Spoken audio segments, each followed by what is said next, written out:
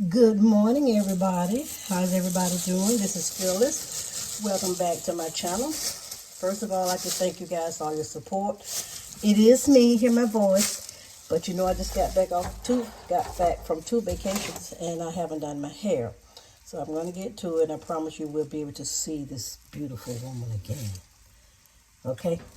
All right. So I went to Myrtle Beach, Georgetown, and we went to the Great Wolf Resort. So I'm famished. Then I have to go to a wedding in August, and then believe it or not, this couple just want to go on a little honeymoon.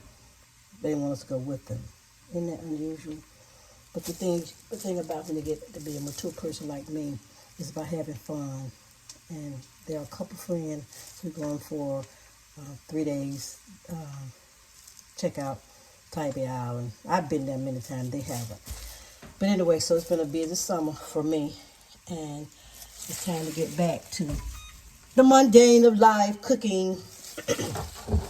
So anyway, today I'm going to show you how I make my little turkey chicken meatloaf. Sometimes I make turkey meatloaf, and I make a chicken and turkey meatloaf because my husband prefers the ground chicken mixed with the turkey. That's what I'm going to do today. So, almost everything already prepared. This is the turkey I use. It's just a honeysuckle, pound of that. And then I buy the chicken, the ground turkey chicken. I would usually buy it from a good store like Ingles, Publix. The other stores don't seem to carry it, so I got this from Ingles. So it's just Pennington ground chicken, and I just put those together.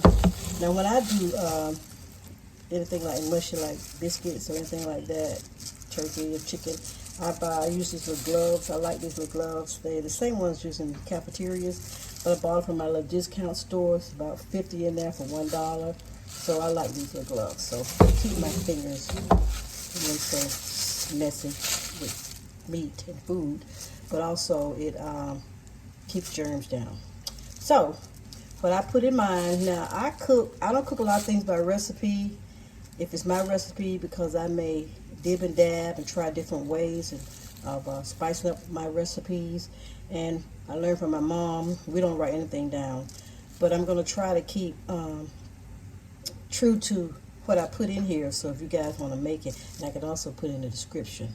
But I'm going to share as I go. How about that? Okay, so I have this is about 2 pounds, a little over 2 pounds, and it calls for my recipe. I don't use breadcrumbs you buy in the store. I make my own breadcrumbs. Doesn't matter if it's white bread, whatever I have. I make my own breadcrumbs. So it's almost like 3/4 cup of breadcrumbs. This is whole grain. I just put it in the oven and broil it. So I'm gonna put that in there. I've already beat up my 2 eggs. If it's just a small one egg. These eggs were small. They said, got the nerve to say large eggs. These eggs weren't large. But I've noticed the price of eggs have gone down. So anyway, I got 2 eggs. I've already beat those up. I'm going to pour those in here. That's it. And what else have I already done? Oh, also maybe 1/4 cup of olive oil. Okay. I put a 1/3 cup. A little over 1/3, but 1/4 cup probably enough. Because you know turkey can be dry, but chicken does have a little fat in it. But this olive oil just helps it be even more mush. So I've already sauteed my onion, half a onion. And the reason I'm going to put a whole onion, guys, is because I only put half, maybe not even 1/3 cup of onions, not a whole onion, because I'm going to add a little onion powder with mine. And the reason I do that is because a lot of times hubby don't like a lot of onions in his food, especially fresh onions, but fresh onions seem to make things taste so much better. Now if you have some red peppers and some green peppers, you can also put those in there. But for today, I haven't been to the market yet. I need to fill up my refrigerator again, so I'll be having a haul next month, because I've been gone. So you get onion powder. And you know something else, guys, I'm talking as I go. This onion powder, I have to take it out of the original container. I don't know if you guys have noticed this, but in a lot of the spices, especially at Walmart, they have changed the tops. You remember how the tops would have these little things on top? Let me open up my parsley. You know, the little tops where you can sprinkle it through. A lot of the stores are omitting that, I guess because of trying to save money. So when you open up your spices, if you notice, the next time, you don't have that little top on it where you can sprinkle it and see it. Okay, now this one does. So I had to take my onion powder out of it and put it in something else, or one that had the holes. I was trying to find one that had the holes. I think you know what I'm talking about. See? I think it's a great value. A great value. A lot of them don't have these little holes in the top so you can sprinkle it. Okay? So, you need your onion and your olive oil and your breadcrumbs and your eggs. And I usually use fresh garlic cloves. Don't have any. So I'm going to put a little bit. And garlic powder, I would say like, you want to have some taste. I would say maybe a tablespoon of garlic powder. But I'm not going to put that much today. I'm going to tell you why. Because I'm going to use this. I also use this Lipton onion soup mix. But this is a savory with garlic. So this has garlic. I put a pack of this. Sometimes a pen. I don't use recipes. I'm just going to start sprinkling until I think it had enough. Maybe you can put a pack if you're making a large loaf. But Lipton onion soup mix, they have all types of Lipton brands, okay? So for the sake of this recipe, I don't have garlic cloves. Just going to put just a little bit more garlic powder because I don't know how much that season has in it. All right, and this is strong. All right, what else I put? I'm not going to put, sometimes I put black pepper. I'm not going to put black pepper. Hubby likes a little bite to his food. So, these little red peppers, the crushed peppers, I'm just going to sprinkle just a few in here. Just a few. Not too much, now, fellas. Not too much. I don't want my loaf hot. Okay. Because red peppers add a little zinc to food. All right. And another thing, add a little zinc hot sauce. I'm done with that. And I've always put a little tangy sauce. Used to be 57 sauce. This stuff gives it just a little another. So I used to take just a little dab of that. Just a little dab. Not even a fourth, a third, a half, not a half, an eighth. Just a little bit. You don't overpower the loaf. So that's that. All you guys can get over there now. Why not? Dab accent. It seems to wake up the flavor. Okay, not too much salt because this seasoning pack can be kind of salty. But you have to really work with turkey and ground chicken. So just a little bit, just a little bit, just a little bit. Okay, and here goes my seasoning. I want to see how much in this Lipton pack. Like a lot. Let me measure this. May not need a cup. Usually I don't need a cup. Okay, I think it looks like maybe a third of seasoning. Okay. Yeah, maybe about, that's enough. So you don't always need this whole pack. If you make it a large loaf, you do. You don't want to overpower the meat. So that's all that in there.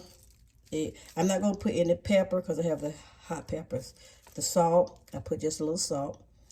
And I'm going to mix all this together, guys, with my hand. And the breadcrumbs used to hold it together. Now, when you're making a loaf, my sister used to put Campbell's vegetable soup in her meatloaf, and it was good. You can put carrots, all types of recipes out there. So you can mix this together, just a little bit together. And I've already prepared my loaf pan. If you're going to bake it just on a shallow pan, you'll put some parchment paper on it. But I have a loaf pan. I try to keep these in the house when I make my banana nut bread and my loaves. So, and I also make a vegetarian nut loaf, and the family they love that. They love that meatloaf, nut loaf. It's not meat, it's vegetarian. And the people that eat meat even like it. So, you mix all that together. There you go. And the breadcrumbs help hold it together. But back in the day, I seen my mom put a little flour in it to hold it together. I'm sorry, the camera's not, you can see me mix this up. Now, another thing I do, when I make dressing or anything like a loaf, I don't bake it this same day, but I didn't do this last night because I was busy playing cards. So, I'm going to let this sit for at least 6 hours. What time is it? Maybe 5, 6 hours. And I'm going to bake it on 350 for about 35, 40 minutes. And the last thing I will put on top, I'll put some ketchup. Sometimes put a little ketchup in here. I'll put a little ketchup. I usually make my sauce on top. I put ketchup and just a little olive oil or butter. And I mix it with the 57 sauce. And when the loaf is almost done, I pour that on top. Some people put a little touch of brown sugar. I have done that. Ketchup, the 57 sauce, and a little brown sugar, and a little mustard. And you can put it on top of your loaf when it's almost done, and that's it. So this is ready. I'm going to put this in the pan. These gloves are nice, but they're not the best. So, here goes, guys. And what else I can tell you? I think that's it. All right. You know, something is telling me I need some more salt. I don't know what something is telling me. Who is that something telling me? Something. So, I think I'm going to follow my little inner mind. Just a little bit. Because this seasoned salt has 25% less sodium. So I'll be watching that salt. High blood pressure. I have to watch it happen. So that's enough. You mix this up real good, guys. And then you can also put black pepper in here. You can also put your red peppers and your bell peppers. Personally, I don't like the bell peppers in my loaf, but I've had it. My mom always put bell pepper in her loaf. So this is what it would look like. Ta-da! And I'll just take it. I think I have everything in here. Yes, I do. Yes, I do. Yes, I do. Look, I hope you get to go on a vacation, because vacations are good for you. They rejuvenate you. Just help you to come back and deal with life. But when you're on vacation, you don't think about anything. You shouldn't be thinking about anything. So I put my loaf in here. That's all I do. And that's the way I do it. And it's kind of moist. Put it in here, not dry. The breadcrumbs don't dry it out that much. I only use maybe one little slice of bread. Not even a whole slice. It's kind of large loaf. Large slice. You put that all in here. And you let these, all these little ingredients sit together in there, guys. And nurture each other. See that? Okay. That's it.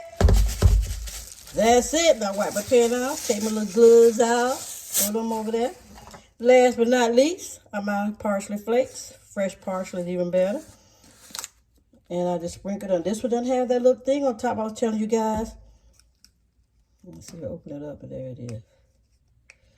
Some of them you can open up and you can turn it. But anyway, you get the drift. $3.75, 35 to 40 minutes. Little parsley flakes on top. Just a little bit. You can make it if you try. Okay, there's my parsley flakes. See that? Oh, guys, it's ready. Now it's going in the refrigerator.